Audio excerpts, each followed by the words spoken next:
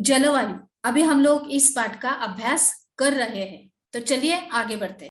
अभी इसके अतिरिक्त दक्षिणी महासागरों के ऊपर के दाब की अवस्थाओं में परिवर्तन भी मानसून को प्रभावित करता है।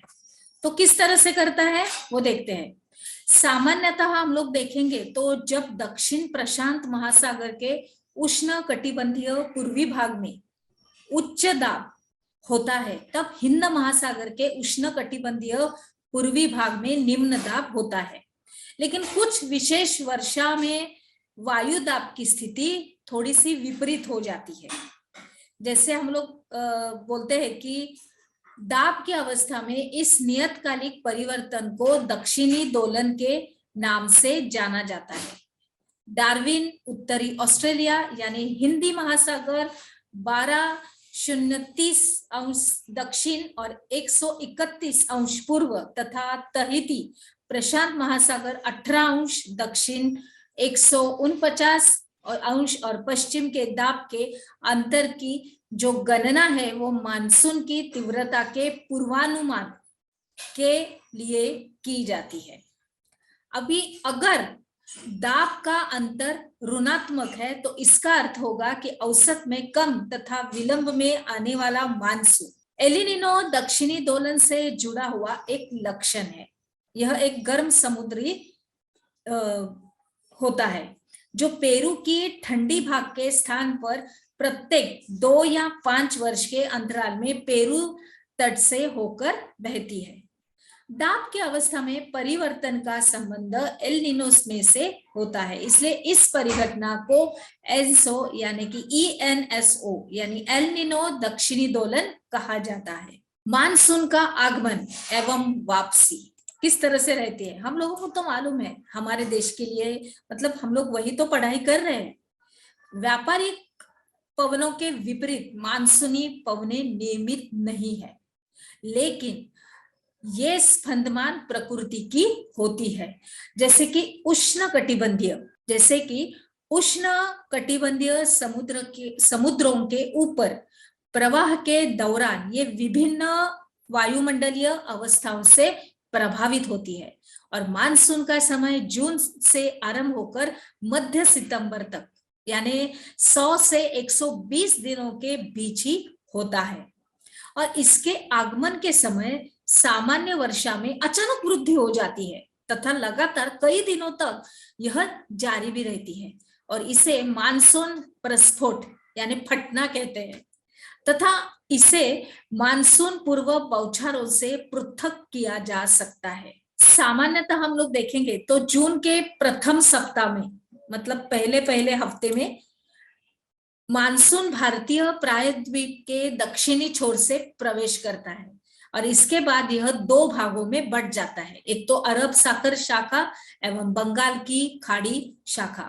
अरब सागर शाखा लगभग 10 दिन बाद यानी कि 10 जून के आसपास मुंबई पहुंचती है और यह एक तीव्र ऐसी प्रगति है। बंगाल की खाड़ी शाखा भी तीव्रता से आगे की ओर बढ़ती है तथा जून के प्रथम सप्ताह में असम पहुंच जाती है और उच्च पर्वतों के कारण मानसून पवनें पश्चिम में गंगा के मैदान की ओर मुड़ जाती है और मध्य जून तक अरब सागर शाखा सौराष्ट्र कच्छ तथा एवं देश के मध्य भागों में पहुंच जाती है। अरब सागर शाखा एवं बंगाल की खाड़ी शाखा दोनों गंगा के मैदान के उत्तर पश्चिम भाग में आपस में मिल जाती है। दिल्ली में सामान्य मानसूनी वर्षा बंगाल की खाड़ी शाखा से जून के अंतिम सप्ताह में लगभग 29 जून तक होती रहती है और जुलाई के प्रथम सप्ताह तक मानसूनी पश्चिमी उत्तर प्रदेश, पंजाब, हरियाणा तथा पूर्वी राजस्थान में पहुंच जाता है और मध्य जुलाई तक मानसून हिमाचल प्रदेश एवं देश के शेष हिस्सों में भी पहुंच जाता है। कौन? बराबर मानसून। अभी हम लोग यहाँ पे चित्र भी देख रहे हैं कि जैसे मानसून शुरू होती है वैसे कुछ धान खेतों में लगाए जाते हैं और हम लोगों को आमतौर पर तो मालूम है कि बच्चों चावल का जो धान होता है वो बारिश में बोया जाता है उसके 3 प्रकार रहते हैं, वो हम लोग आगे जाके पढ़ेंगे। अब ये हम लोग मानसून के बारे में देख रहे हैं। तो मानसून का ये चित्र है कि छाता लेके हमारे किसान यहाँ पे खेत में काम कर रहे हैं। तो मानसून मानसून की वापसी अपेक्षाकृत एक क्रमिक प्रक्रिया है। चित्र क्रमांक 4.4 में हम लोग उसमें उसको देख रहे हैं, जो भारत के उत्तरी पश्चिम राज्यों से सितंबर में प्रारंभ हो जाती है।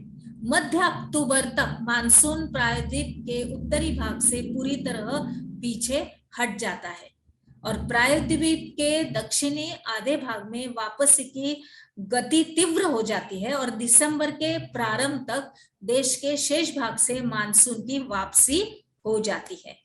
द्वीपों पर मानसून की सबसे पहली वर्षा होती है और यह क्रमश दक्षिण से उत्तर की और अप्रैल के अंतिम सप्ताह से लेके मई के प्रथम सप्ताह तक होती है।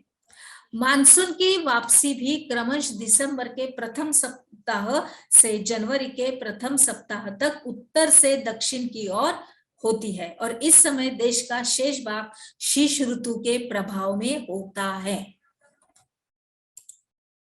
अभी हम लोग देखेंगे ऋतुएं, कि हमारे मौसम ऋतुएं जिसको हम लोग सीजन बोलते हैं। तो मानसूनी जलवायु की ये विशेषता एक विशिष्ट मौसमी प्रतिरूप होता है। एक ऋतु से दूसरे ऋतु में मौसम की अवस्थाओं में बहुत ही अधिक परिवर्तन होता है।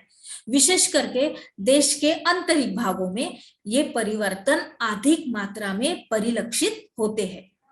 जैसे कि तटीय क्षेत्रों के तापमान में बहुत अधिक भिन्नता नहीं होती है, यद्यपि यहाँ वर्षा के प्रारूपों में भिन्नताएं होती है।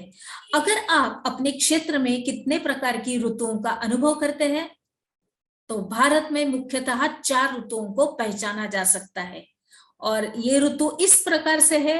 एक है शीत ऋतु, दूसरा है ग्रीष्म ऋतु और कुछ क्षेत्रीय विविधताओं के साथ मानसून के आगमन तथा वापसी का काल। इस तरह से ये है।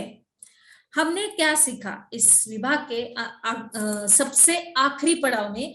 हम लोग देखते हैं कि हमारा प्रश्न कौन सा है। तो इस विभाग का प्रश्न है कि ऋतुओं के बारे में लिखिए। तो इसका उत्तर आपको अपने नोटबुक में आपको लिखना है। तो चलिए अभी हम लोग आगे बढ़ते हैं।